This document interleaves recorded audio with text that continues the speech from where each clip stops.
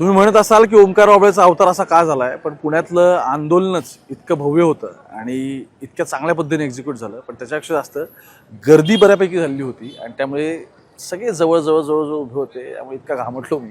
त्यामुळे आता म्हटलं असाच स्क्रीनवरती येऊ आणि नक्की काय झालंय हे तुम्हाला माझ्याकडे बघूनच कळेल. आजच्या पुणे मेट्रोमधला व्हिडिओ हा या फक्त आंदोलनासंदर्भातला नाही आहे. आज दिवसभरात दिपकेंनी मांडलेल्या गोष्टी, तिथून वांगचूक यांचं भाषण, आज इथे ज्या काही लोकांचा रोष असेल, अँगर असेल आपण त्याला, किंवा त्यांचं जे काही म्हणणं असेल, या सगळ्या गोष्टी संदर्भातला होता. आणि मूळ मुद्दा काय, तर मला हे आंदोलन कसं वाटलं, काय जाणवलं, यातल्या डिटेल्स तुमच्यापर्यंत पोहोचवायच्यात, म्हणून आजचं हे पुणे मेट्रो. नमस्कार, मी ओमकार आणि परत एकदा तुमचं पुणे मेट्रोमध्ये स्वागत. सगळ्यात आधी कॅमेरा थोडासा पॅन करू, कारण मी जिथं आत्ता उभा आहे त्याच्या बॅक साईडला तुम्हाला आता फक्त पोलीस वगैरे सगळे दिसतील. आणि हा जो स्टेज होता, हा स्टेजच्या बाजूला सगळी गर्दी जमलेली होती. या चौकात पुढचं हे सगळं आंदोलन झालं. आता पोलीस बऱ्यापैकी गर्दी सगळी इथली निस्तरत आहेत आणि ज्या ज्या ठिकाणून मुलं सगळी आली होती त्या त्या ठिकाणून जी काही असतील ते आता सगळे आपापले माघारी चाललेत. लॉ अँड ऑर्डरचा कोणता इश्यू तसा काही मेजरली दिसला नाही. बऱ्यापैकी आंदोलन हँडलअप झालं. बऱ्याचदा काय होतं, मोठी आंदोलन असल्यानंतर वेगवेगळे एलिमेंट्स त्याच्यामध्ये येतात. कोण कुठं आलेलं असतं, कोणाचा काय अजेंडा असतो, कोणाचं काय असतं, तर काही गोष्टी पुढे मागे होत असतात, पण ते तेवढ्यापुरतंच दिसलं.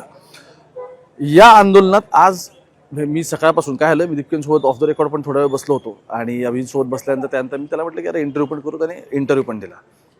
माझा मूळ कन्सर्न हा होता की त्याने कोणत्या बेसिसवरती हे आंदोलन उभारलं.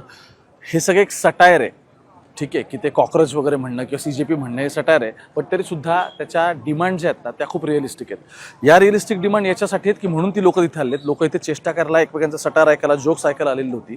उलट त्यांना जो एज्युकेशनल डिस्ट्रेस ते सगळे आता ज्याच्यातून चालले आहेत, तो सगळ्यात महत्त्वाचा मुद्दा होता. बरं, हा काय फक्त नीट परीक्षांपुरता मुद्दा आहे का, तर मला बिलकुल वाटत नाही.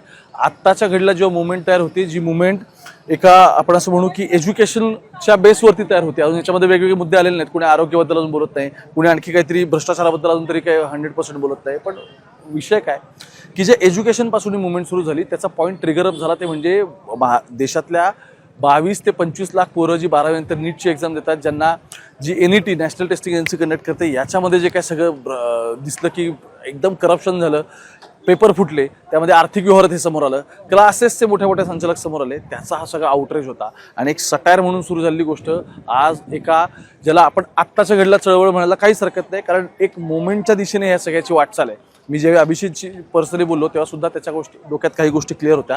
आणि मग ऑन रेकॉर्ड इंटरव्ह्यूमध्ये स्पष्ट विचारलं की का आंबेडकर का, तर त्याचं सुद्धा त्याने उत्तर दिलं. तो इंटरव्ह्यू सुद्धा मुंबईत तुम्ही बघा. गर्दी किती होती, माझ्या अकलनुसार 2,500 ते 3,000 माणसं होती. कोणाला जास्त वाटू शकतात, कोणाला कमी वाटू शकतात, पण 2,500 ते 3,000 माणसं होती का 100% दिसली मला ती. आत्ता जिथे मी उभा आहे इथे उभं राहायला पण जागा नव्हती, म्हणून सगळेजण गेल्यानंतर हा व्हिडिओ शूट करायला घेतला. आणि माझा अवतार बघून तुम्हाला कळत असेल मी किती गर्दीमध्ये होतो. आता एवढी माणसं जे जमतात, काय होतं आजकाल मापकं काय झालीत माहिती का, की सभांना गर्दी किती, माणसं किती आली, खुर्च्या किती रिकामी झाल्या वगैरे, अशी सगळी मापकं झालीत. पण या आंदोलनाला गर्दीच्या स्वरूपाने आपण बघायचं का, याच्यापेक्षा मला पर्सनली असं वाटतं की त्यांच्या डिमांड्स आहेत ना त्या खूप रिअलिस्टिक आहेत. हे मी व्हिडिओच्या सुरुवातीला बोललो. त्यामुळे त्या डिमांड जर उगाच हवेत गोळी मारणाऱ्या काहीतरी असत्या ना, तर कदाचित 4 प्रश्नाला उलटे विचारता पण आले असते. पण आत्ताच्या घडीला मुलं खरंच ज्या प्रॉब्लेम्स म्हणून चालली, इथे खूप सारे पालक आले होते. मी तुम्हाला सांगतो, माझे इंटरव्ह्यूज तुम्ही जर चेक केले तुम्हाला ते पण कळेल की बऱ्यापैकी पालक आले होते. ते का आले होते, तर असंच कोणाच तरी कमी मार्काने एखादी एक्झाम राहिली, कोणतरी म्हणतोय की अरे मी ओपनमध्ये माझं तिकडे ॲडमिशनच होत नाहीये, कोणतरी म्हणतोय की मी या जनरेशन झेडला का सपोर्ट देतोय, कारण माझी मुलं जरी आता इथे नसली तरी मी या पिढीसोबत उभा आहे हे मला दाखवायचं. असे वेगवेगळ्या ह्याच्यातले. बरं, मला आधी असं वाटलं होतं की पुण्यातली पोरं येतील, विद्यापीठातली वगैरे असतील, पण नाही, देशभरातून मुलं या सगळ्या आंदोलनात आज उपस्थित होती. हे याचं सगळ्यात मोठं वैशिष्ट्य आहे. आणि काय होतं, पोरं जमली की काहीतरी हल्ला होतो, असं काहीतरी कल्ला होतो, काहीतरी आवाज विवाज करतात, कोणतरी घोषणाबाजी देतं, कोणतरी आणखी काहीतरी बोलतं. It is fine. ती मुलं त्या पद्धतीने एकमेकांना खिजवतात वगैरे, हे सगळं ठीक आहे. पण त्यांच्या डिमांड्स फार सिरियस आहेत. ते त्यांच्या डिमांड्सबद्दल अवेअर आहेत का, तर 100% अवेअर आहेत. फक्त क्राऊडमधला मला असा काही 25% 30% क्राऊड दिसला की जो इथे आउट ऑफ क्युरिओसिटी होता, की त्यांना पुण्यात असं काहीतरी होतं आणि ते त्यांना एक्सपिरियन्स करायला जायचं होतं. त्यांच्या डिमांड असतील नसतील ते माध्यमांसमोर काही बोलले असतील, पण ते आले मात्र आउट ऑफ क्युरिओसिटी होती की अरे असं काहीतरी घडतंय आणि चला लेट्स आपण त्याचं म्हणतो की आय वॉज देअर असा तो सेल्फी टाकायचा असतं. 25% पोरं तशी पण मला दिसली. पण मुद्दा काय आहे आंदोलनातला, की दिपकेशी बोलल्यानंतर काही गोष्टी क्लिअर झाल्या की ज्या पद्धतीने म्हणजे दिल्लीमध्ये आंदोलन झालं तर काय झालं, पहिल्यांदाच होतं. मी त्याला विचारलं की अरे म्हटलं याला एक तुला स्वरूप द्यावं लागेल, याला तुला एक स्वरूप द्यावं लागेल आणि ते स्वरूप या सगळ्याचं असं असेल की त्यातून मग तो ट्रॅक पकडला जाईल, मग त्याला मोमेंटम येईल आणि मग त्याच्यासाठी तुम्हाला टीम बिल्टअप्स करायला लागतील. बरं फक्त टीम बिल्टअप करायचा मुद्दा नाही, तुम्हाला हे ऑर्गनाइज वेमध्ये पुढे न्यायला लागेल. तुम्ही पीसफुल तर करतच आहात पण इट हॅज म्हणजे त्याला एक जास्त ऑर्गनाइज स्ट्रक्चर आणण्याची गरज आहे. तर त्याच्यावरती तो कन्व्हिन्स होता. माझ्या इंटरव्ह्यूमध्ये पण तो हे सगळं म्हणाला की ही गोष्ट एकदम खरी आहे की आत्ता काय झालंय की हे 15 दिवसाचं बाळ आहे आणि हे मान्यच करायला लागेल की पहिल्या आंदोलनात कुठे काय करायचं जो तो इकडे तिकडे बघतोय. बरं अपेक्षा अशा होत्या, म्हणजे आज हे अभिजित दिपकेचं भाषण तुम्ही ऐकलं, 4 ते 5 वेळा हा उल्लेख आला असेल की मला वाटलं होतं की मला अरेस्ट केलं जाईल, मला वाटलं होतं की मला अटक होईल. मुद्दा असा आहे आज जे आंदोलनं करतायत त्यांच्यापेक्षा सरकारमध्ये किंवा सत्तेत जे बसतात ते जास्त डोकं लावत आहेत, त्यांच्याकडे मोठे रिसोर्सेस आहेत, त्यांच्याकडे जास्त टीम्स आहेत, ते हे सगळं आंदोलन जास्त जवळून बघतात आणि तेवढं ते अॅनलाइज पण करतात आणि त्याला कशा पद्धतीने रिस्पॉन्ड करायचं. मग त्याला इग्नोरन्स इज ब्लिस असं म्हणायचं की त्याला आपल्याकडे सोपा मराठी शब्द आहे की आपण फाट्यावर मारायचं की मग त्याच्यातले काही एलिमेंट्स फोडून त्याला मॅनेज करायचं. तर अशा वेगवेगळ्या टॅक्टिक्स असतात. सरकारसुद्धा यातल्या काही गोष्टी करू शकतं की स्पेशली ज्यावेळी सगळी मुलं धर्मेंद्र प्रधान शिक्षण मंत्री त्यांचा राजीनामा मागतात. आत्तापर्यंत या सरकारमध्ये कोणाचाही थेट गेला 2014 पासून आतापर्यंत केंद्र सरकारमध्ये कोणाचाही अशा पद्धतीने राजीनामा झालेला नाही. हा जरी ट्रेंड असला तरी मुलं जे काय म्हणतात त्यांच्या मागण्या मात्र एकदम खऱ्या आहेत. त्यामुळे सरकार ते झुकतं नाही झुकतं वगैरे हे सगळे सेकंडरी भाग आहेत. पण आजचं ऑब्झर्वेशन काय सांगतं ते म्हणजे एका सिरियस हेतूने महत्त्वाच्या गोष्टीवरती जर सगळेजण एकत्र येत असतील तर हे एक सुदृढ डेमोक्रेसीचं लक्षण आहे आणि चांगली लोकशाही होण्यासाठी लोकशाहीत आंदोलनं झाली पाहिजेत. 2014 नंतर देशात विरोधकांची स्पेस, देशामध्ये विरोध करणं किंवा एखाद्याच्या विरोधात बोलणं या सगळ्याचे काय कॉन्सिक्वेन्सेस होतात हे तुम्हाला आम्हाला सगळ्यांना माहिती असताना सुद्धा आज कोणीतरी रस्त्यावरती येतंय, 4 गोष्टी करतंय, तर एका सुदृढ डेमोक्रेसीचं लक्षण आहे. त्याला कुणी काय म्हणावं, सत्तेच्या लोकांनी काय म्हणावं, मी पत्रकार म्हणून काय म्हणावं किंवा आणखी कोणतरी काय म्हणावं, हा ज्याचा याचा मुद्दा असला तरी सुद्धा हे ऑब्झर्वेशन फार महत्त्वाचं आहे आजचं की आलेल्यांच्या डिमांड अत्यंत रिअलिस्टिक आहेत आणि ते बिलकुल इथे फालतूपणा टाइमपास करला किंवा मोकळे बसतात म्हणून आलेले नाही. आउट ऑफ क्युरिओसिटी 20 ते 25% लोक आले असतील पण ते क्युरिओसिटी म्हणून आलेले आहेत, ते आयुष्यात काहीच करायला नाही, वेळ घालवायला चला असे आलेले नाहीत. वेगवेगळ्या वर्गातले लोक, वेगवेगळ्या देशातले, वेगवेगळ्या राज्यांमधले लोक हे आजच्या या सगळ्या आंदोलनाचं मला जिस्ट वाटतं. आणि त्याच्यावरून पुढे जाऊन ज्यावेळी मी त्याला विचारलं माझ्या पाठीमागेच तुम्ही तिकडे बाबासाहेबांचा पुतळा आहे खरं तर विद्यापीठातला आणि ह्याच्या समोर ते करणार स्टेज आंदोलन असं क्लिअर झालेलं होतं. पण मुद्दा काय सगळ्यामध्ये अभिजित दिपके आणि सोनम वांगचुक यांच्या दोघांच्या याच्यामध्ये मला एक कॉमन गोष्ट असली ते म्हणजे त्यांना या सिस्टीमबद्दल, इथल्या एस्टॅब्लिश लोकांबद्दल आणि आत्ताच जे सगळी मंडळी सिस्टीम रद्द करतात ह्या सगळ्यांबद्दल प्रचंड राग आहे आणि तो डिस्ट्रेस हा आत्ता ते स्वतः ॲड्रेस करायला घेत आहेत.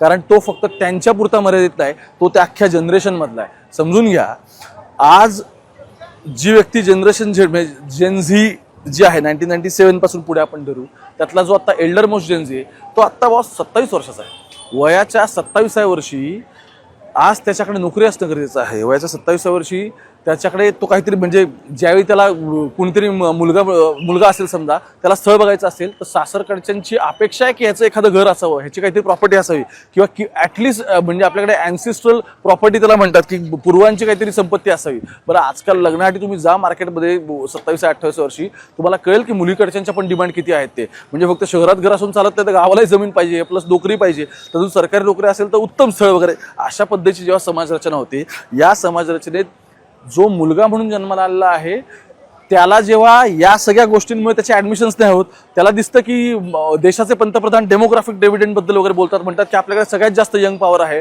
पण बाजारात नोकऱ्या नाहीत. हे जेव्हा तो दारोदारी भटकतो तेव्हा त्याला दिसतं की माझा आवाज ऐकणाराच कोण नाहीये आणि म्हणून तो तरुणाला वाटतं की आता मी ह्या रस्त्यावर उतरलं पाहिजे. आणि काय झालंय आपली समाजव्यवस्था म्हणून आता असं झालं की आपल्याला कोणतरी एक रॉबिन हुड हवा असतं. सो आत्ताच्या पद्धतीने दिपके ते सगळे ॲड्रेस करतोय आणि अर्थात याला एक ऑर्गनायझर स्ट्रक्चर आल्यानंतर कशी ते आणखी पुढे जाईल किंवा तसं जर नाही होऊ शकलं तर ह्या CJPचा लाईफ स्पॅन पण कमी असू शकतो. पण मुद्दा असा आहे आज एखाद्या मुद्द्यावरती जे 4 लोक जमत असतील तर त्यांना जमून येणं बघा it is not that easy की तुम्हाला पटापट सगळ्या परमिशन्स मिळतात. Something is there. सरकारला हे कशा पद्धतीने हँडलअप करायचं आहे, कशा पद्धतीने हाताळायचं आहे हे या सगळ्यातून एकदम क्लिअर मेसेज आहेत गव्हर्नमेंटचे. त्यामुळे आजच्या आंदोलनामध्ये काही थोड्याफार पुढे काही गोष्टी झाल्या असतील का तर 100% झाल्या. ते प्रत्येक आंदोलनामध्ये काही ना काहीतरी घडत असतं. पण आज जो मुलगा जनरेशन झेड मधला 27 वर्षाचा आहे, 26 वर्षाचा, 25 वर्षाचा आहे, त्याच्यासमोर जो त्याच्या करिअर वाईज काळो केला, हा सगळ्यात मोठा आत्ताचा मुद्दा आहे. आणि मग त्याचा रोष या सगळ्या सिस्टीमवरती होतो, कारण त्याचे मुद्दे मांडणारा कुणीच माणूस पुढे येत नाही. ते अपोजिशन करत नाही म्हणतोय, तो म्हणतो सत्तारिता आमच्याकडे लक्ष देत नाहीत, मग मी कोणाकडे जायचं, हा सगळा मुद्दा. आणि तो रोष आज मला या सगळ्या इथे दिसला. सगळ्या वर्गातली मंडळी होती का? 100% होती. हिंदी बेल्टचे होते, तुम्हाला तिथे मला 2 पोरं कर्नाटकची पण भेटली, महाराष्ट्रातली वेगवेगळ्या ठिकाणून पोरं आली होती, विद्यापीठात जी हॉस्टेलवर राहतात ती सगळी मुलं आली होती, मला नॉर्थ ईस्टची काही मुलं इथे दिसली, मुली पण बऱ्याच होत्या. सो हा सगळा आज क्राऊड इथे का आला, त्याचं म्हणणं एकच आहे की तुम्ही डेमोग्राफिक डिव्हिडंडबद्दल बोलत असाल, पण बॉस मी आत्ता 4 ठिकाणी इंटरव्ह्यू देऊन आलो, माझं कुठेच होत नाही आहे, मला कुठे काम मिळत नाही आहे, माझ्याकडे 4 गोष्टींचं टॅलेंट आहे, पण आत्ता कॉम्पिटिशन पण इतकी की त्यामध्ये सर्वाईव्ह होणं आणि ती कठोट कॉम्पिटिशनमधून तुम्ही तावून सुलाखून निघणं, हे सुद्धा चॅलेंजेस या सगळ्यामध्ये आहेत. व्हिडिओच्या शेवटाकडे जाताना आणखी काही महत्त्वाच्या गोष्टी आहेत की कोणीतरी गोदी मीडिया म्हणेल, कोणीतरी आणखी माध्यमांना पण खिचवेल, सगळं ठीक आहे. काय आहे, मी असं काय म्हणतो की बाकी सगळं जाऊ दे, तुम्ही फक्त ना मुंबईत आणि बातम्या बघत राहा आमच्या, मग तुम्हाला कळेल की तिथे कोणाला सुट्टी मिळत नाही. त्यामुळे वेगवेगळ्या गोष्टी झाल्या, सगळ्या गोष्टी घडल्या आणि सगळं ह्या प्रोसेसचा भाग आहे. मी जसा आहे, तुम्ही जसा आहे, व्ह्युअर्स म्हणून आहात, तिथे उभी असलेली सगळी पोरं जशी आहेत, आता व्हिडिओ मी रेकॉर्ड करतोय बघताय, ही सगळ्या प्रक्रियेचा भाग आहेत, ही सगळी या प्रक्रियेमध्ये येणार आहेत. शेवटचा सगळ्यातला मुद्दा काय आंदोलनामधला, की चला जनरेशन झेड मधल्या मुलाचा जो आता सगळ्यात एल्डर मोस्ट आहे हे सगळं ठीक आहे, पण आज ही जी काय पोरं बघितली ना, तर तुम्ही हे समजून घेतलं पाहिजे की रिजन वाईज किती मोठा फरक पडतो. मुंबईमध्ये असलेला जो जेनझी आहे तो, आणि पुढे गेलं की ठाणे आणि पुढे तुम्ही पालघर जर क्रॉस करून गेले तर आपल्या मोखाडा वगैरे या साईडचा आदिवासी भागातला जो सगळा पट्टा आहे, इकडचा जेनझी आणि मुंबईतला जेनझी यामध्ये फरक जाणवतो. आज पुण्यामध्ये काम करायला आलेला जो जनरेशन झेडचा पोरगा आहे त्याच्यामध्ये, आणि इथून पुण्यावरून तुम्ही वरती जुन्नरच्या पट्ट्यात जा, घाटघर नावाचं शेवटचं गाव आहे आदिवासी गाव, तिथला जेनझी त्या जनरेशनचा पोरगा, या दोघांमध्ये तुम्हाला फरक जाणवेल. मुद्दा असा आहे, सगळे जेनझी तुम्ही एकत्र आणि एकाच पद्धतीने ट्रीट करून चालणार नाही. त्याचं कारण असं आहे की आज पुण्यातला पोरगा 2026 मध्ये जगत असेल तर कुठला तरी जुन्नरच्या घाटघर गावातला पोरगा आजकालशी 2005 मध्ये जगत असेल, कारण त्याला ते रिसोर्सेस नाहीत, त्याच्याकडे तो म्हणजे त्याला त्या संधी आहे किंवा त्याला त्या गोष्टी मिळतच नाहीत. आणखी तुम्हाला नागपूरचा एखादा जेनझी वाटत असेल तर तो नागपूरचा जेनझी, आणि तिथून पुढे गडचिरोलीत एटापल्लीला वगैरे तुम्ही गेला की तिकडचा जेनझी, यात तुम्हाला फरक दिसेल. मुद्दा असा आहे की एक पॅन अम्ब्रेला नरेटिव्ह तुम्ही देऊ शकता, पण प्रत्येक जेनझीचे प्रश्न वेगळे आहेत, त्याच्या वेगवेगळ्या लेवलचे ते प्रश्न आहेत. तो ज्या सोशल किंवा ज्या इकॉनॉमिकल बॅकग्राऊंडमुळे येतो, त्याचं ज्या पद्धतीचं अपब्रिंगिंग आहे, इथले हे सगळे प्रश्न आहेत. त्यामुळे नागपूरचा जेनझी 2026-25चा वाटत असेल, पुण्यातला तर आणखी फॉरवर्ड तुम्हाला 2028चा वाटत असू शकतो. मुद्दा असा आहे, जो एटापल्लीत पोरगा बसलाय, जो इथं जवाहर मोखाड्यात पालघरच्या पोरगा बसलाय, कोण नंदुरबारला तिकडे बसलाय, ही पोरं आज तिथे नाहीत. हे पोरं 2010-2005 अजून तिकडंच आहेत. त्यामुळे आत्ता जी वेगवेगळ्या वर्गातून इथे मुलं आली होती त्यांचं मत ऐकून घेणं, ते ॲप्रिशिएट करणं, हे मॅटर करतं का? 100% करतं.